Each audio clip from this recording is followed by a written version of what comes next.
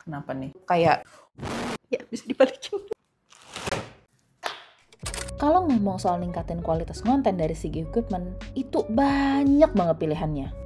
Ada kamera, tripod, lighting, gimbal, mic, ya macem-macem deh pokoknya. Tapi kalau kalian bingung harus invest ke equipment yang mana dulu untuk konten kalian, ini video yang tepat banget. Tanpa berlama-lama lagi, langsung aja kita mulai.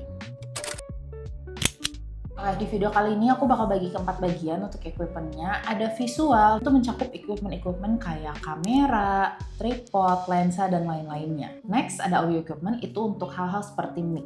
Lighting equipment, di sini aku juga bakal bahas berbagai macam tipe lighting yang kalian bisa coba dan cocok untuk tipe konten kalian. Dan terakhir, post-production equipment, ini mencakup editing software dan lain-lainnya. Aku saranin teman-teman nonton semuanya biar kalian memang invest di equipment yang tepat sesuai kebutuhan. Tapi kalau misalnya memang kalian udah tahu mau invest ke equipment yang mana, boleh langsung di skip ke timestamp masing-masing. Oke, pertama visual equipment. Visual equipment ini dibagi ke dua tim. Ada yang tim rekaman pakai kamera atau bisa juga tim rekaman pakai HP. Kalau kalian pakai HP, peralatan tambahan yang kalian bisa invest atau mungkin udah dimiliki itu seperti tripod, gimbal, dan juga lensa. Yes, HP itu bisa pakai lensa tambahan juga. Contohnya di sini kita pakai lensa makro dan lensa wide. Dan ini bisa langsung dijepit ke lensa kamera HP kalian. Lensa makro ini gunanya untuk nangkep detail yang sangat-sangat close up. Dan ini sering banget aku lihat dipakai sama para beauty creators untuk detail tekstur produk. Sedangkan untuk lensa wide, ini fungsinya seperti lensa 0,5 di iPhone. Tapi kan nggak semua HP ada lensa 0,5 tersebut ya. Jadi bisa pakai lensa ini. Ini berlawanan fungsinya sama si lensa makro. Ini biar HP kalian bisa ngambil footage dengan lebih luas. Cara pakainya juga gampang, kalian tinggal jepit di depan lensa kamera HP kalian. Untuk lensa ini bisa kalian beli di marketplace dengan range harga 100 ribuan. Nah next, kalau untuk HP itu ada tripod. Aku yakin mungkin sebagian besar dari kita udah tahu ya tripod itu apa. Nah kalau untuk HP, aku pakai tripod dari brand ini. Secara bentuk dia compact ya, bisa dilipat jadi gampang dibawa kemana-mana. Dan dia bisa di-extend. Ini sampai 80 cm, jadi nggak gitu makan tempat di tas.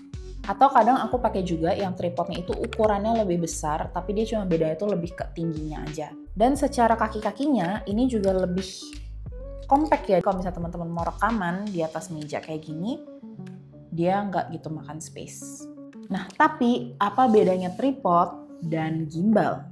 Nah, kalau tripod itu kan dia diem di tempat ya. Kita taruh kayak gini, bisa dipakai untuk rekaman, tinggal dipindah-pindahin.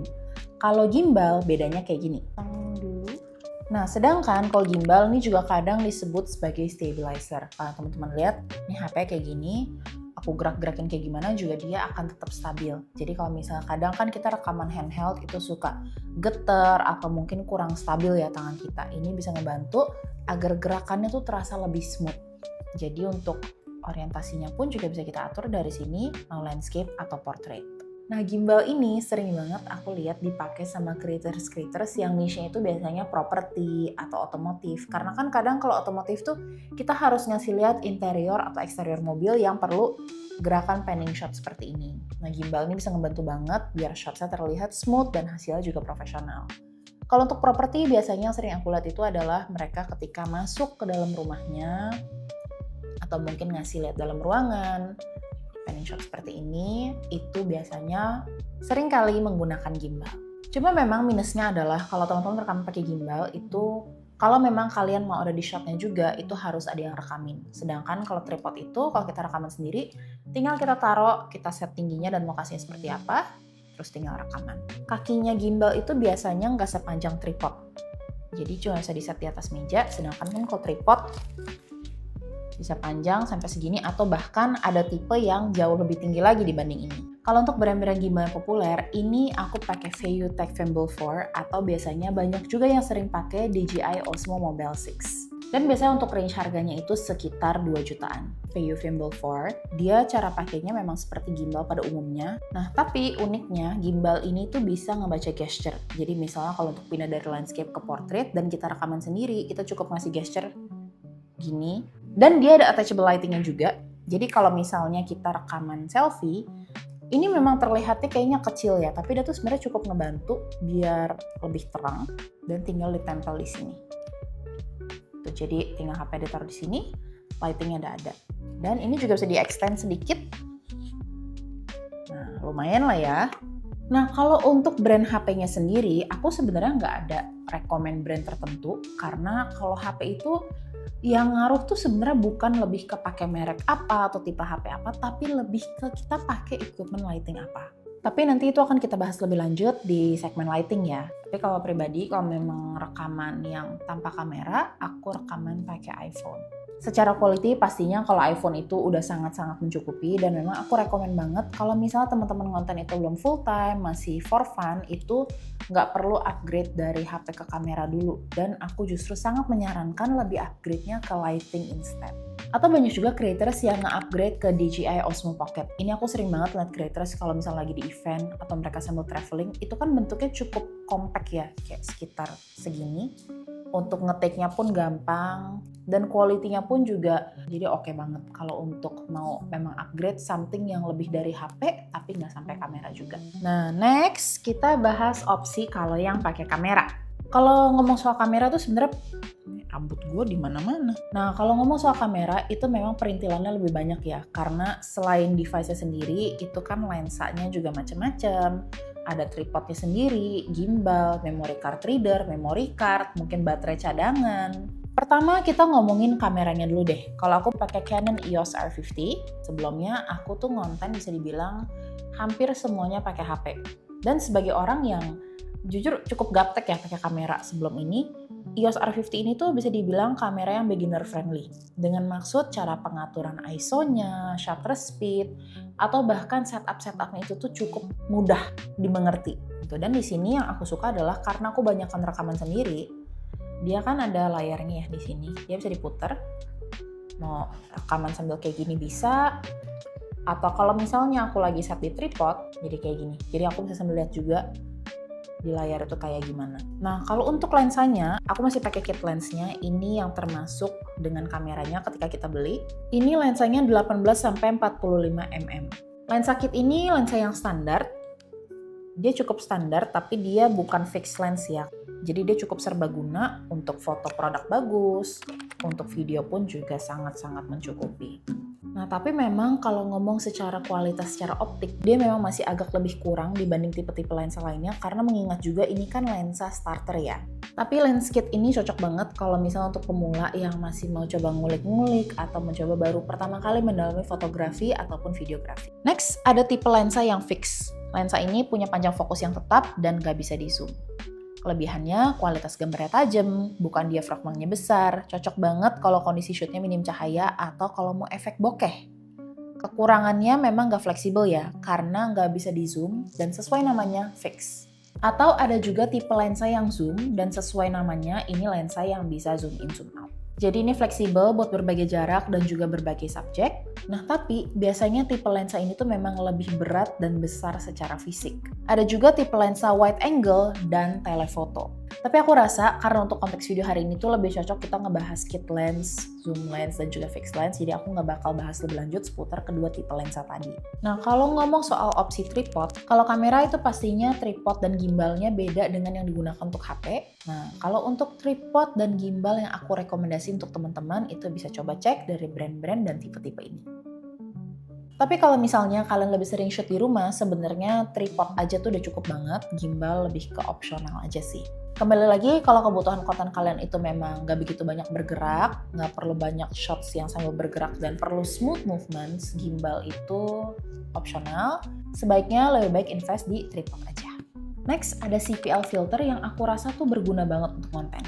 CPL filter itu biasanya ditempatkan di depan lensa sini, dan gunanya itu untuk mengurangi pantulan cahaya di bahan-bahan yang misalnya seperti kaca, air. Jadi kalau misalnya kalian sering ribet sama lighting yang mantul di kacamata, itu boleh banget coba invest ke CPL filter ini juga. Nah, sekarang kita pindah ke equipment audio. Ini tuh salah satu equipment yang sering banget ditanya di setiap konten aku. Bisa dibilang hampir setiap konten aku tuh ada yang nanya, "Kak, itu pakai mic apa? Mic-nya merek apa?" Kalau invest ke equipment audio, aku rasa kreator yang cocok itu kalau memang kalian sering nonton di outdoor, atau misalnya konten travel. Intinya konten yang memang kira-kira banyak suara dari sekeliling yang bisa bocor ke konten kalian. Aku tuh kalau konten audio selalu pakai dari brand Holyland. Ini ada Lark M1 dan ini Lark M2. Nah bedanya adalah si Lark M1 ini memang satu generasi sebelum si Lark M2. Tapi kalau aku pribadi memang aku lebih sering pakai yang Lark M2. Ini kalau teman-teman lihat yang bentuk mic-nya itu bulat, kecil kayak gini. Jadi dia compact banget bentuknya. Belakangnya juga magnetic. Mungkin kalau teman-teman pernah lihat ini yang dipakai iShowSpeed pas dia ke Indo kemarin. Nah bedanya ini kan kalau Lark M2 button mic bentuknya kayak gini, sedangkan kalau misalnya si Lark M1 itu lebih ke clip on kayak gini. Jadi di clip ke baju kayak gini. Nah kalau bentuk kan pasti ya kalau yang ini tuh lebih seamless ya, gabung di baju dibanding kalau yang ini kan lebih bulky mungkin kelihatannya. Tapi secara quality dua-duanya menurut aku bagus banget. Noise cancellingnya pun oke dan bersih. Dia ke kamera bisa dan ke HP pun juga bisa. Nah kalau ke HP sambungannya itu dengan USB-C atau ke lightning bolt yang kayak gini tinggal dicolok. Atau kalau ke kamera bisa langsung disambung pakai ini. Kalau misalnya kalian mau beli yang lightning USB-C atau connection ke kamera, itu paketnya beda-beda. Jadi teman-teman bisa perhatiin dulu di e-commerce sebelum beli, biar nggak salah beli. Yang menurut aku cukup kaget juga, jangkauan transmisinya itu sampai 300 meter. Dan ini aku pernah tes, secara kualitas audionya itu tetap sama, walaupun jarak rekaman HP dan mic-nya itu tuh jauh. Selain di konten pribadi, sebenarnya mic Holyland ini pun juga sering aku pakai di konten-konten klien, seperti yang teman-teman lihat di sini. Jadi ini kita rekaman indoor, outdoor, semuanya tuh tetap aman regardless kondisi di luar seperti apa. Ya kembali lagi karena kebantu dengan fitur noise cancellingnya. Jadi now you know mic-nya apa, dan kalau misalnya teman-teman memang lagi nyari mic, ini memang bener-bener aku sangat-sangat ngerekomen. Nah sama Holyland Lark M2 yang aku punya ini juga udah lengkap sama Dead Cat. Dead Cat ini atau kadang juga disebutnya sebagai wind muff, dia tuh gunanya kalau misalnya nih kita rekaman di outdoor terus ada angin, dan anginnya itu niup ke mic, kadang kan suka ada suara ketiup kayak gitu. Nah wind muff ini gunanya untuk nutupin mic-nya. Jadi kalau misalnya entah kita ketawa atau kita napas kekencengan atau ada suara angin tuh, suara audionya tetap jernih. Nah jadi buat yang sering DM atau komen di konten nanya itu pakai mic apa, Holyland. Oke, this will take a while. Siap-siap catat ya. Nah, kali ini kita bakal bahas soal lighting. Nah, kalau ngomong soal lighting tuh tipenya ada macam-macam. Ada continuous lighting, strobe lighting, dan mungkin tipe-tipe seperti kayak softbox, tube light, atau RGB light. Ya istilahnya macam-macam, dan aku bakal bahas semua kira-kira yang mana yang cocok untuk tipe konten kalian dan sebaiknya invest ke yang mana. Karena sekali lagi seperti yang aku sebut sebelumnya, lighting itu penting banget untuk meningkatkan kualitas konten kalian. Kalau ngomong soal dua tipe lighting utama ya secara profesional, itu ada continuous lighting dan juga strobe lighting. Continuous lighting itu seperti yang kita lihat di sini, ini Godox SL60W. Bedanya adalah kalau continuous lighting sesuai namanya, dia akan nyala terus selama dia di switch on.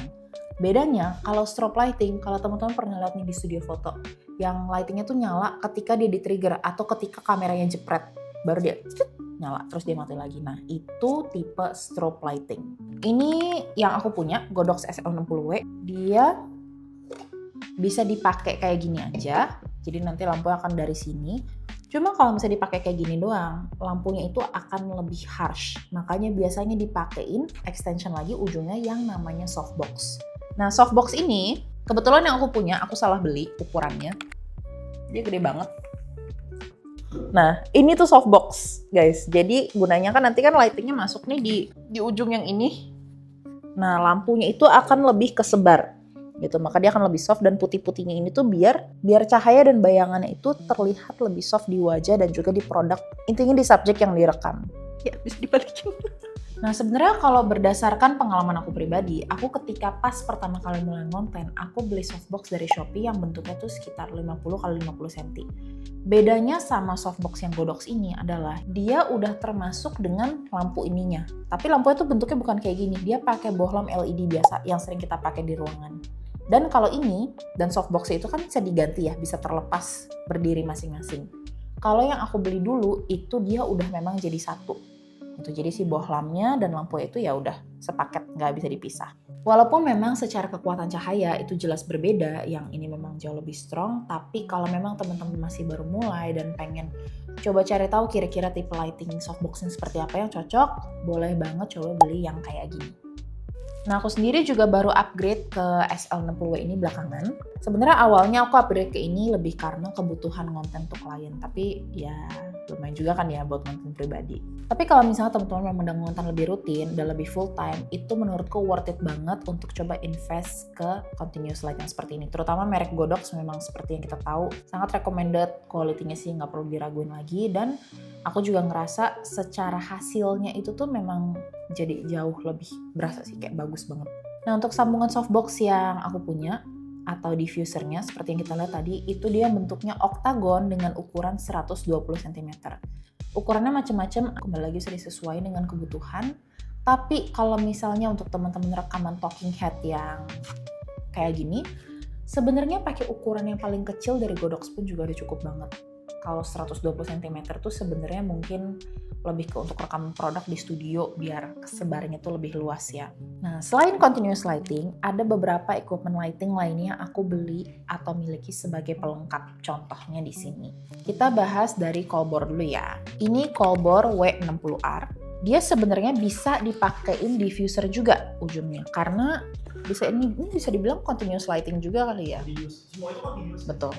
Nah, tapi bedanya kalau ini putih doang dan kalau ini ada RGB. Jadi bisa berubah ke berbagai macam warna, ungu, hijau, biru, kuning gitu, dan bentuknya compact. Tapi ini terang banget. Jadi di sini sama seperti si Godox, cahayanya akan keluar dari sini. Tapi ini bisa dipakein diffuser. Atau kayak gini juga bisa. Tapi ya kembali lagi, karena dia nggak ada diffuser di depannya, mungkin cahayanya, walaupun cahaya lebih kesebar, tapi bayangannya bisa terlihat agak lebih harsh. Bentuknya compact, powerful, dan bisa diatur lewat app juga. Nah, selain Colbor ini, ada beberapa lighting tambahan yang aku juga suka pakai. Nah, kalau ini sebutannya tube light, karena bentuknya ya seperti tabung. Untuk warnanya, bisa dari warm ke cool. Nah, RGB pun juga bisa. Jadi kayak gini. Nah, ini cukup berguna kalau misalnya lagi rekaman outdoor di luar, karena kan dia wireless ya. Itu, atau bahkan untuk accent ambience. Kayak misalnya di muka mau kelihatan the lighting agak biru sedikit nih di sini, kalau misalnya rekamannya gelap, ini juga bisa karena kembali lagi setupnya fleksibel. Di mount pun juga bisa. Nah, sama ada juga lighting Tosta. Dia mirip sebenarnya ya sama tube light, cuma memang konsepnya ini agak menarik karena dia bisa dikempesin dan ditiup. Ini kan udah ditiup ya, udah berisi angin. Kalau dikempesin, penyimpanannya juga jadi nggak gitu makan tempat. Tapi dia juga bisa nyala tanpa dicolok, wireless.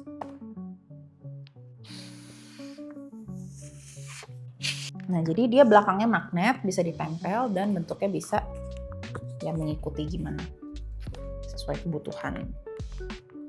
Ini juga sama dari warm ke cool.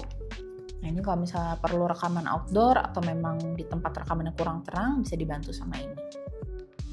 Untuk ini baru 10% juga udah cukup terang sih menurut aku. Nah, yang sering kali ditanyain juga di konten-konten aku tuh sebenarnya lighting yang biru itu tuh pakai apa sih? Nah, kalau aku pas baru pertama kali ngonten, jujur itu lightingnya pakai ini ya. Ini agak memprihatinkan sih ya sebenarnya. Jadi dia tuh, ini aku belinya dulu yang dia tuh bisa diganti manual. Jadi nanti kan dia nyalain lampu dari sini putih, terus dia dimasukin, diselipin ke dalam. Cuma ya ini udah. Nah, tapi sekarang sebenarnya banyak juga option di marketplace yang nggak perlu ganti manual, bisa diganti pakai remote. Dan harganya juga masih sangat-sangat terjangkau. Nah, kalau aku sih sebenarnya rekomendasiin ke teman-teman jangan yang manual karena ribet dan sayang ya kalau misalnya kayak udah rusak kayak gini kan lebih susah dipakainya. Gitu. Dan ukuran segini pun juga kalau untuk rekaman di ruangan yang nggak gitu luas, ini juga cukup banget. Tapi kembali lagi ukuran bisa disesuaikan sama kebutuhan. Dan kalau mau cari di marketplace bisa langsung ketik RGB LED light. Bentuknya biasanya kotak kayak gini, dan bahkan ada yang segini, ada yang lebih gede. Gue kayak lagi jualan sih hari ini konsepnya. Sebenarnya di luar lighting ini ada satu tools yang menurutku cukup penting juga untuk dimiliki, terutama bagi para beauty creators atau mungkin creator yang cukup banyak tampil wajahnya ya di kontennya, yaitu reflektor. Mungkin aku pinggirin dulu. Reflektor ini tuh gunanya untuk apa? Nah, misal contohnya sekarang kan kita lagi rekaman di tempat dengan cahaya natural. Seperti yang teman-teman lihat kan jendelanya dari sini, mungkin bayangan muka aku di sini agak gelap. Untuk kecuali kalau memang aku tembak lighting lagi. Tapi kalau misalnya kita nggak mau pakai lighting, kita bisa pakai satu tools ini. Jadi reflektor itu sesuai namanya dia memantulkan cahaya. Ini ada sisi gold dan sisi silvernya. Jadi tergantung teman-teman lebih cool tone atau warm tone. Nah karena aku cool tone, nah kelihatan kan tuh mukanya langsung lebih rata cahayanya karena cahaya dari sini mantul ke wajah aku dibanding kalau misalnya nggak pakai reflektor lebih gelap. Tapi ya karena memang aku suka juga look kayak gini. Tapi kan ada yang prefernya lebih balance. Nah ini lebih terang. Ini kalau sisi goldnya, ini cocok buat yang kulitnya warm tone. Ini kalau nggak salah aku belinya tuh diameternya 60 cm dan harganya tuh juga sangat-sangat terjangkau, sekitaran segini. Nanti coba aku akan masukin juga screenshotnya, produknya aku beli. Dan ini ukuran juga macam-macam, yang lebih gede juga ada. Kalau misalnya rekaman di ruangan, sebenarnya ukuran segini pun cukup banget. Tapi kalau untuk rekaman di outdoor mungkin, pasti butuhnya itu yang lebih besar. Apalagi kalau memang jaraknya tuh perlunya lebih luas. Karena kan kalau reflektor itu kan sebaiknya nggak kelihatan di kamera ya. Gitu. Nah kalau kayak ini kan dari deket berasa nih. Tapi mungkin kalau dipegang dari jauh, cepat. Nggak. Ya kelihatan beda tapi nggak beda-beda banget. Gitu. Jadi biasanya itu bakal kebantu kalau reflektornya lebih besar karena lebih banyak permukaan untuk mantulin cahayanya. Nah, tapi mungkin teman-teman yang bertanya juga nih, terus kalau gitu kenapa nggak lightingnya dari depan aja? Atau jendelanya dari sini, aku di sini? Yang sering kali disuggest sebenarnya sama orang-orang itu adalah lighting jangan pernah langsung adep-adepan. Kayak kita sama lighting adep-adepan kayak gini. Yang selalu disaranin adalah either lightingnya menyamping atau di samping kayak gini. Karena kalau misalnya kita ngomong ngerekam wajah, kalau misalnya dari depan, itu tuh dimension wajahnya jadi rata kalau misalnya lightingnya di depan. Dibandingkan kalau dari sini, kita lihat fitur-fitur wajah kita, dimensionsnya itu terasa lebih apa ya, kayak 3D lebih kelihatan gitu, lebih berbentuk gitu. Dan reflektor ini ya intinya ngebantu biar nggak terlalu gelap aja sih. Nah, tipe equipment terakhir yaitu post pro equipment. Post pro atau post production itu tahap dari production yang mencakup ya, kalau udah beres rekaman nih udah beres take untuk production. Post production itu tahap setelahnya, jadi kayak ngomong soal editing, moles-moles videonya, ya pokoknya ya itulah ya. Nah ini tuh seputar equipment yang kayak PC, laptop, software editing, intinya semua tools yang dibutuhkan untuk menghasilkan video tersebut di tahap post production. Pertama kita bahas soal software editing dulu kali ya. Aku tuh kalau untuk software editing selama ini kalau untuk konten pribadi semuanya selalu pakai CapCut. Dan memang aku pakai CapCut yang Pro. Nah waktu aku langganan itu memang aku langsung langganan setahun. Total harganya 720.000. Kalau dibagi-bagi berarti kira-kira sebulan itu sekitar 60.000 ya. Dan menurutku sebulan 60.000 dengan fitur-fitur yang selengkap itu sangat-sangat worth it sih. Jadi kalau misalnya teman-teman memang ngonten secara lebih full time atau lebih rutin dan mau invest ke editing juga, menurutku CapCut Pro is very worth it. Nah kalau selain CapCut, software editing itu juga ada macam-macam. Ada Adobe After Effects, Adobe Premiere Pro, DaVinci Resolve, dan juga Final Cut Pro. Sebenarnya kalau untuk editing itu aku pure dari CapCut aja, jadi secara font, sound effects, lagu, background music, itu semua dari CapCut, tapi kadang mungkin ada juga creators yang butuh templates untuk animasi misalkan. Nah itu bisa cari di website kayak Motion Array, Envato, dan aku ngerasa tuh Envato cukup lengkap. Dia banyak templates dan plugins untuk Premiere Pro, After Effects. Aku sendiri pun pernah pakai, waktu itu aku pernah subscribe untuk kerjaan klien. Menurutku walaupun memang dia agak pricey, tapi worth it banget kalau ngomong soal kelengkapannya dan kualitas templates yang ada di sana. Gitu. Dan kalau untuk free pick, mungkin ini lebih cocok untuk yang kayak desainnya seperti stock images. Mereka juga ada fonts. Jadi kalau misalnya kita perlu stock videos yang bentuknya kayak gini atau stock image kayak gini untuk dimasukin di konten, bisa pakai dari free pick. Semua bebas copyright. FreePic memang ada versi yang gratis, tapi ada juga yang berbayar. Yang gratis, setauku download saya itu memang limited. FreePic ini mungkin lebih cocok kalau misalnya pekerjaan kalian itu lebih ke desainer dan illustrator. Sedangkan kalau Envato, Motion Erase itu lebih cocok kalau base kerjaan kalian itu lebih di video. Nah, tapi kan tadi kita udah lebih mempelajari ya equipment yang kira-kira cocok untuk teman-teman coba upgrade dari lighting, audio, visual, post production, tapi kira-kira combo apa yang lebih cocok untuk niche kalian. Pertama kuncinya itu kita harus tentuin what dan where-nya. What-nya itu adalah kalian itu ngonten seputar apa. Apakah kalian ngasih tutorial, atau kalian rekaman ngasih lihat produk, atau talking head seperti ini. Dan where-nya juga penting, misalkan kalau kalian creator yang lebih ke health dan fitness, berarti kan kalian rekaman di gym, atau kalian rekaman di rumah. Atau mungkin kalau kalian lebih banyak konsep kontennya yang street interview, berarti kan kalian rekaman outdoor. Nah, itu juga bisa dipertimbangin karena kedua hal ini, what dan where ini akan menentukan tipe equipment yang cocok untuk teman-teman invest. Karena ya pasti kan kalau ngomong soal konten berkualitas, jangan sampai kita malah jadi invest ke equipment yang salah. Kan sayang ya, kita udah spend duit, tapi malah ternyata mungkin equipment itu nggak butuh-butuh banget, atau ternyata malah sampai nggak kepake. Nah, ini juga gunanya untuk ngebayangin kira-kira space untuk teman-teman rekaman itu seluas apa. Misalkan kalau teman-teman rekaman di studio, mungkin pakai continuous lighting, softbox itu lebih ada space-nya. Tapi kalau misalnya kalian gym creator, karena gym itu public place, pastikan kita pengennya equipment-nya itu seminimal mungkin biar kita juga nggak ngeganggu orang lain ketika lagi rekaman. Nah, mungkin lebih cocok pakai tripod atau mungkin pakai mic yang seperti ini. Tapi lighting biasanya karena gym itu udah cukup terang, mungkin nggak perlu tambahan lighting lagi. Jadi kembali lagi bisa coba dicari tahu dulu tipe konten kalian itu seperti apa dan rekamannya di mana. Nah, tapi ada berbagai cara juga teman-teman bisa meminimalisir budget. Misalnya kalian pengen upgrade equipment visual. Tapi mungkin kalau upgrade ke iPhone 15 yang harga 20 jutaan, mungkin teman-teman belum siap untuk ngeluarin budget sebesar itu. Nah, bisa diminimalisir dengan cara memilih equipment lain seperti DJI Osmo Pocket yang harganya mulai dari 8 jutaan. Nah, itu aja kan udah kebayang tuh ya, nge-save-nya sekitar 2 kali lipatan, bahkan lebih dari 2 kali lipat.